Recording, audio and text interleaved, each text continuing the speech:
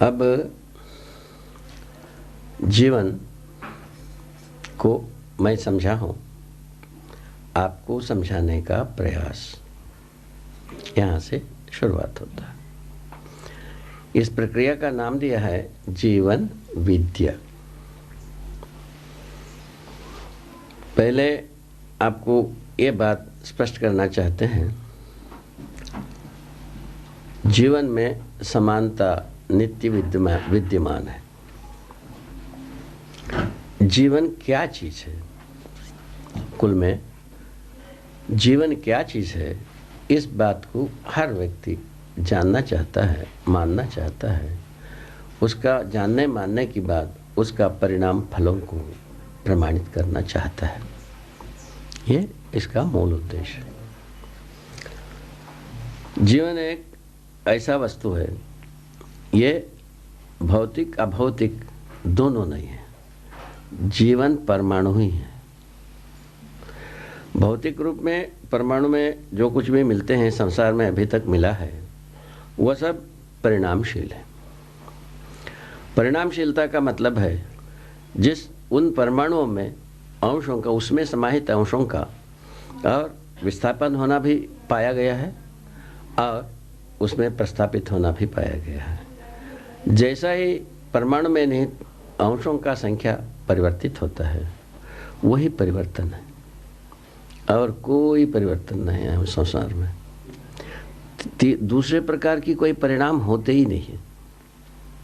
दूसरे प्रकार की कोई परिणाम को आदमी घटित कर नहीं पाएगा।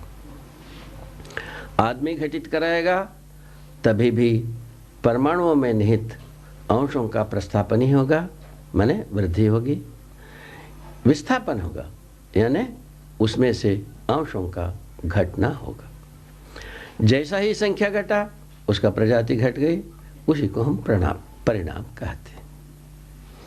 ये बात दृढ़पूर्वक हम सबको समझ में आना चाहिए। शायद है इसमें ना कोई वैज्ञानिक को अज्ञानी को तकलीफ नहीं है, ज्ञानी अज्ञानी को भी नहीं है, दोनों को इसमें तकलीफ नहीं होना चाहिए। यदि ऐसा अनुग्रह होता है, जीवन को समझा जा सकता है। उसके बाद जो जीवन सब में जीवन की समानता है, किस माने में? गठन पूर्णता के अर्थ में। क्या वो गठन पूर्णता बवाल? ये की बवाल है, उसमें ना तो विस्थापन होता है ना प्रस्थापन होता है। इतने ही छोटा सा काम, इतनी छोटा सा काम को हम तिल को ताड़ बना करके हम समझे नहीं हैं, हम समझने को प्रयत्न नहीं कर पाए हैं। ये अपने बलिहारी है कि दूसरे की बलिहारी है, ये सोचने की बात। जैसा ही परमाणु में जो परिवर्तन होने वाली जब तक स्थितियां आती हैं, उन परमाणुओं का एक कतार है। उन कतार में ये भी पाया गया है, ये भी देखा गया है, ये भी समझा गया है कि कुछ संख्या तक, संख्यात्मक परमाणु प्रजाति तक लगता है इन परमाणुओं में संख्या अंशों की आवश्यकता बनी हुई है। उसका नाम दिया है भू का परमाणु। दूसरा, वहाँ से दूसरी जगह में जाते हैं, कई ऐसे कतार से कई संख्यात्मक परमाणु ऐसे हैं जिनमें से कुछ अंश बहिर्गत होना चाह रहे हैं। उसका नाम दिया है अजीर्ण परमाणु। इस ढंग से अजीर्ण परमाणु कुछ संख्यात्मक प्रजाति में मिलते हैं अस्तित्व में, और भूखे परमाणु में कुछ संख्यात्मक परमाणु प्रजाति के रूप में मिलते हैं। ये समझ में आता है। ये अजीर्ण और भूखे की जो भाषा प्रयोग किया, ये मानव से संबद्ध। मानव भूखा तभी होता है, भूखा जब कभी भी होता है तब वो तृप्त होने के अर्थ में ही होता है। जब जब अजीर्ण को अजीर्णित हो जाता है, वो भी तृप्त होने के अर्थ में ही रहता है। क्या बात! ये सोचने की बात है, समझने की बात है। आदमी जब कभी अजीर्ण की पीड़ा का शिकार होता है, वो कहीं ना कहीं तृप्त होने के अर्थ में ही है। और यदि भूखे का यदि पीड़ा से पीड़ित होता है, तभी भी तृप्त होने की अर्थ में। ये दोनों कतार किसी तृप्त परमाणु के ओर संकेत करते हैं। वो तृप्त परमाणु है गठनपूर्ण परमाणु। ये गठनपूर्ण परमाणु ही है जो कि चैतन्य इकाई। चैतन्य इकाई का नाम कैसा दे दिया?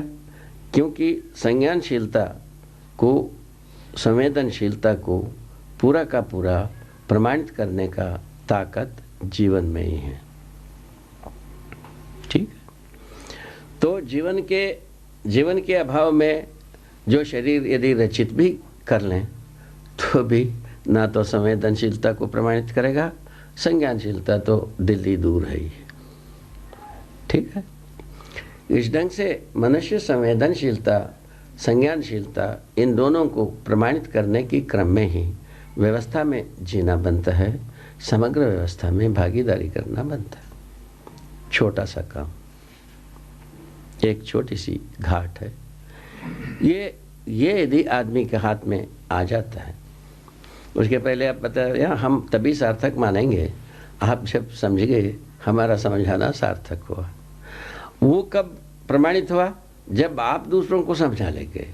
तब तक तो हम सार्थक नहीं मानते हैं, प्रमाण नहीं मानते हैं। आपको समझाते तक हम पहुंचते हैं, तब अपने को सार्थक मानते हैं। आप दूसरों को समझाया तब उसको प्रमाण मानते हैं। ये हमारा सोचने की तरीका है। इसमें आप लोग जहाँ तक मैंने सम्मत होते हो नहीं होते हो, इस बात को आप ही को सोचना है, मूल्यांकन करना है। ठीक हो। चैतन्य इकाई अपने आप में व्याख्या सूत्रित व्याख्यायित है, जो संज्ञानशीलता, संवेदनशीलता को प्रमाणित करना है। संवेदनशीलता को जीवावस्था के जीव जानवर सब प्रमाणित कर गए, और मानव ये कैसा फंसा हुआ है, यह संज्ञानशीलता को प्रमाणित किए बिना ये स्वस्थ हो नहीं सकता। चाहे अपन कितने भी तरीके से सिर कूट लें, अंततोगत्वा सिर कूटना ही हाथ लगेगी, और मैंने जो मानव चाहता है वो मिलेगा नहीं। अब चाहता क्या है भाई मानव? चाहता सुखी होना चाहता है। कुल मिला के सुखी होने के लिए कभी हम सोचते हैं संग्रह से सुखी हो जाऊंगा, सुविधा से सुखी हो जाऊंगा, कभी तप से सुखी हो जाऊंगा, कभी जप से सुखी हो जाएंगे, कभी योग से सुखी हो जाएंगे, उससे हो जाएंगे, इससे हो जाएंगे। इसी प्रकार हाथ पैर कूट ही रहे हैं, हाथ पैर पटक ही रहे हैं। तो सारा इस धरती के 700 करोड़ आदमी भी किसी न किसी प्रकार से, इन सभी किसी न किसी परिप्रेक्ष्य में वो सुखी होने की तड़प में है ही है। ऐसा मेरा स्वीकारना है। अब सुखी होने के लिए मैं जैसा सुखी हुआ उसका आधार समझदारी से हुई। समझदारी के पहले हम सुखी होना हम प्रमाणित नहीं किए थे, सुखी होना हम स्वयं माने भी नहीं थे, सुखी होने का संभावना है ये भी हम नहीं माने थे, ना समझे थे। तो समझदारी के बाद ही ये सब उपजा। इसी आधार पर मैं सोचता हूँ हर व्यक्ति समझदार होने के आधार पर ही सुखी होता है। सुखी होने का एक ही बात है, सही में हम मैंने एक हैं मानव, गलती में अनेक है। ना समझी से गलती होती है, सही से कोई गलती होने का चांसेस है नहीं। इस ढंग से हम एक वाक्य में आ सकते हैं। इसके लिए समानता की वस्तु को पहचानने की आवश्यकता थी। तो इसमें कौन सा ऐसा चीज़ है तो सही को ले करके धारक वाहक बन करके दौड़ता है, वो चीज़ मुझको समझ में आया है, वो है जीवन। जीवन जब अपने समझदारी के साथ जीता है, हर जगह में समाधान को प्रस्तुत करता है। समाधान के साथ हर व्यक्ति सुखी होता है, समस्या के साथ दुखी होता है। यह आपका हमारा सबका देखा हुआ लेखा जोखा है। समाधान के जीना ही है समझदारी का मतलब।